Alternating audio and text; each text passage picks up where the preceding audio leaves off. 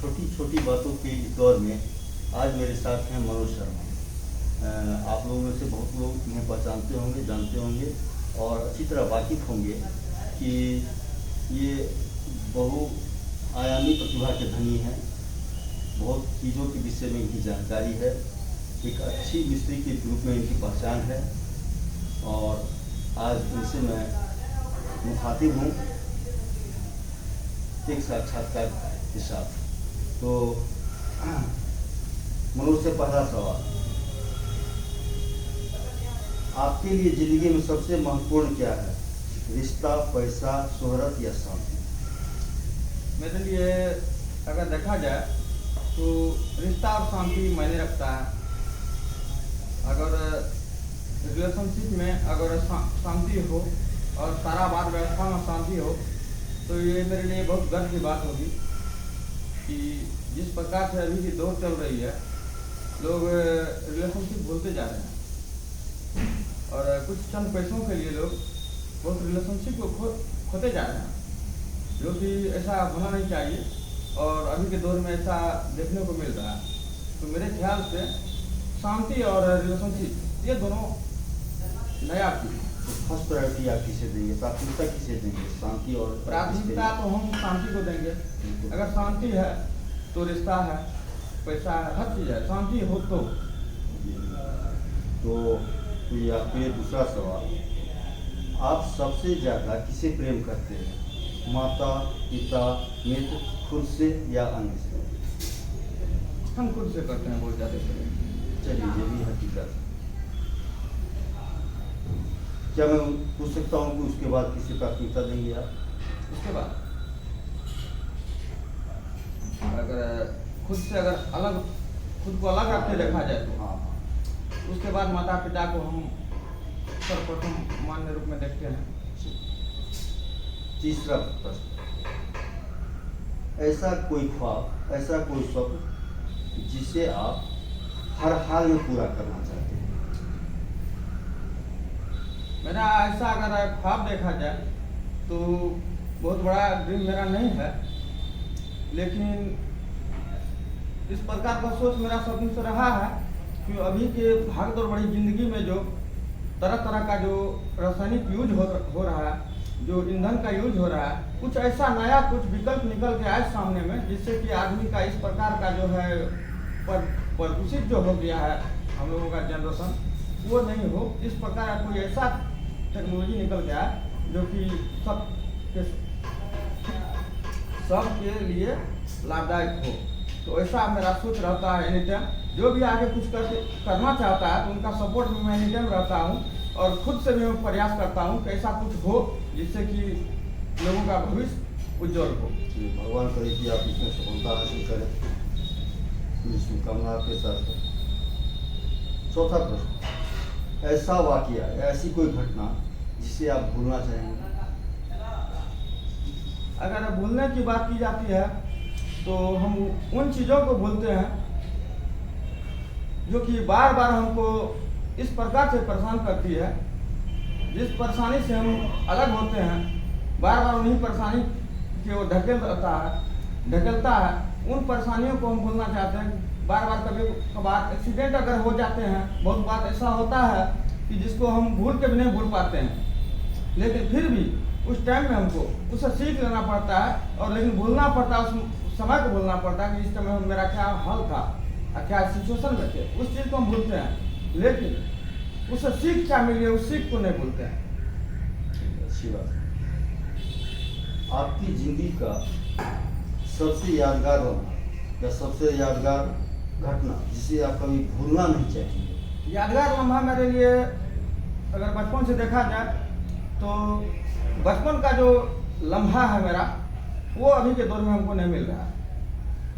सबसे पहली बात, बचपन को आप हमेशा याद करना चाहते हैं। दूसरा बात कि मेरे लाइफ में कुछ इस प्रकार का सच्चाई घटना घटी है जिसको कि हम भी बिलीव नहीं कर पा रहे हैं।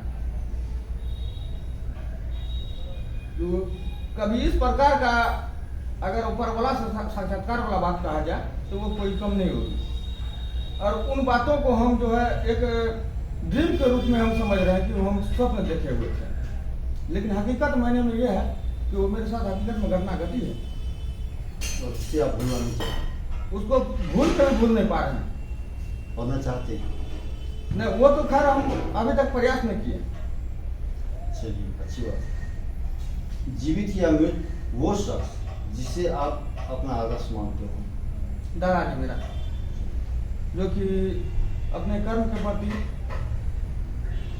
निस्वार्थ रहते थे और समाज के प्रति भी रहा करते थे। जिसको अगर 2 रुपया या 2 पैसा या समय का हेल्प भी चाहिए तो वो अपना समय नहीं देखता था, वो उनके लिए तत्पर रहता था। और उनका ये गुण मेरे लिए बहुत आदरणीय है। तो आगे बढ़ते हैं। खाली समय गुजारने का सबसे पसंदीदा तरीका आपका कौन सा है?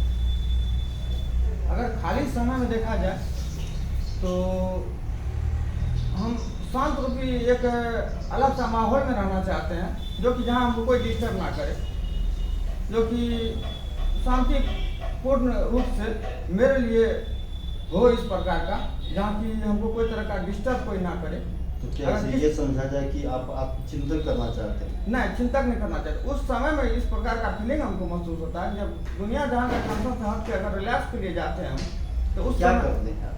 उस समय में क्या करते हैं? उसके लिए फिल्म हम देखते हैं या गाना सुनते हैं या आप चिंतन करते हैं?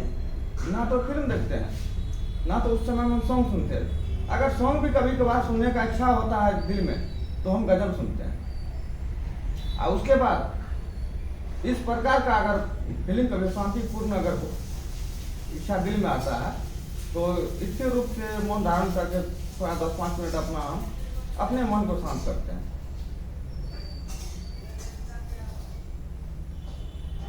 पढ़ना पसंद करते हैं आप? पढ़ना खूब पसंद करते हैं, लेकिन वक्त के कसौटी के कारण हम पढ़ नहीं पाते। क्या आप बता सकते हैं आपके पसंदीदा लेखक कौन से हैं? वो मेरे लिए वो जो क्या कहता ऊना, क्या उसका लेखक का नाम तो अभी स्मरण से उतर रहा है, लेकिन है दिल में, लेकिन जुबान पर नहीं आ पा रहा है, इसलिए कि उसका नाम हम भूल रहे हैं कुछ। ठीक, आगे बढ़ते हैं। खेलना पसंद है आपको? खेलना हमको पसंद है। तो आपकी सबसे पसंदीदा खेल कौन सी है और खिलाड़ी कौन सा पसंद है? खिलाड़ी तो खेल हम वैसे ज़्यादा देखते नहीं, जो रियल बात है, लेकिन अगर खेलना की बात है तो हमको कबड्डी खेल बहुत पसंद और है। खिलाड़ी तो देखा जाए तो इसके विषय में हम डिसाइड नहीं कर पाए अभी तक में। किसी भी खेल में, जैसे आप क्रिकेट में जो धोनी का जो मतलब उसका स्ट्रेचेबल उसका जो फ्रीक्वेंसी देखते हैं तो हमको अच्छा थोड़ा लगता है। क्रिकेट जब खेलता रहता है बहुत से लोग पसंद करते हैं। ठीक। गाना सुनना पसंद करते हैं आप? हाँ। तो आपके पसंदीदा गायक कौन से हैं और गायिका कौन सी है? मेरे लिए पसंदीदा गायक है मुकेश जी होंगे, जो कि उनका सॉन्ग बहुत हमको परेशान दर्द भरे रंगे हैं उनके। हाँ। और गायिका ये जो है ये गाई हुई थी, जो गुलशन कुमार के साथ जो गाई हुई थी, क्या नाम है उनका? अनुराधा पड़वा। फिल्में देखते हैं? फिल्म बहुत कम देखता है। तो फिर कोई तो होंगे जो आपके पसंदीदा अभिनेता होंगे और अभिनेत्री होंगी? वो मेरे लिए अक्षय कुमार है। और अभिनेत्री के रूप में देखा जाए तो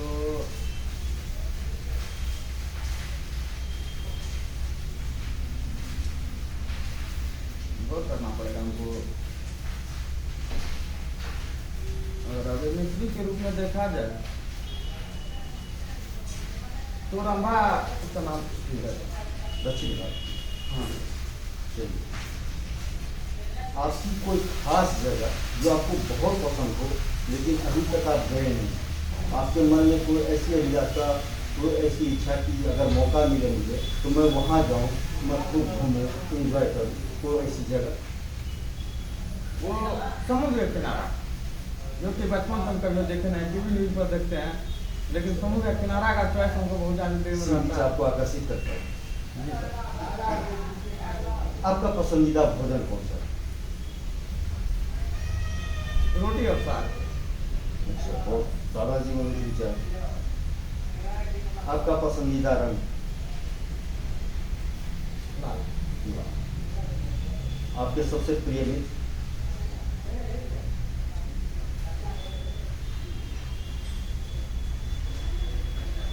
स्कूल क्लास के टाइम में तो सौरभ रहा करता था, लेकिन उससे बिछड़ने के बाद जब वो पढ़ने के लिए गए बाहर तो उनसे ताल्लुकात नहीं हो पाया। लेकिन सौरभ से बहुत सीख हमको भी मिला है, जो कि एक क्लास फ्रेंड के रूप में जो सीख हमको भी दिया है, जिसका मैं उसका आभारी हूँ। राजनीति में आपकी रुचि है? राजनीतिक में सर हमको बदरसन आता है, जब देखते हैं माहौल तो हमको खराब लगता है। यानी वर्तमान राजनीतिक परिदृश्य से आप बिल्कुल असंतुष्ट? जी सर। तो क्या ऐसा माना जाए कि आज़ादी से पूर्व से लेकर के और वर्तमान तक में कोई भी नेता ऐसा नहीं जिसे आप पसंद करते हैं? अटल बिहारी वाजपेयी। बात की पसंद। जी सर। कोई ऐसा देश जो भारत के अलावा आपको बहुत पसंद है? देश के विषय में ऐसा कोई देश नहीं है जो उसको इस प्रकार से दिल में अराज किया है कि ऐसा देश है जहाँ जाना चाहिए। लेकिन जो माहौल पहले 10 साल पहले हुआ करता था नेपाल का, तो वहाँ जब जाते थे तो हमको शांतिपूर्ण महसूस हुआ करता था। यानी लेकिन नेपाल आपको पसंद है? लेकिन अभी का माहौल वो नेपाल का नहीं है। ठीक। क्या ग्रामीण जीवन शहरी जीवन से बेहतर है? हाँ, देखा जाए तो स्वास्थ्य के रूप में शहरी जीवन से बहुत ज़्यादा बेहतरीन है ग्रामीण जीवन। क्यों? क्योंकि यहाँ पर जो भी लोग साग सब्जी जो भी चीज़ खाया करते हैं तो डायरेक्टली खाया करते हैं। कोई अपना बाड़ी हो या जो भी कुछ खाता है तो खुद उगा के खाता है। तो वहाँ पर तरह तरह मिलावट नहीं है।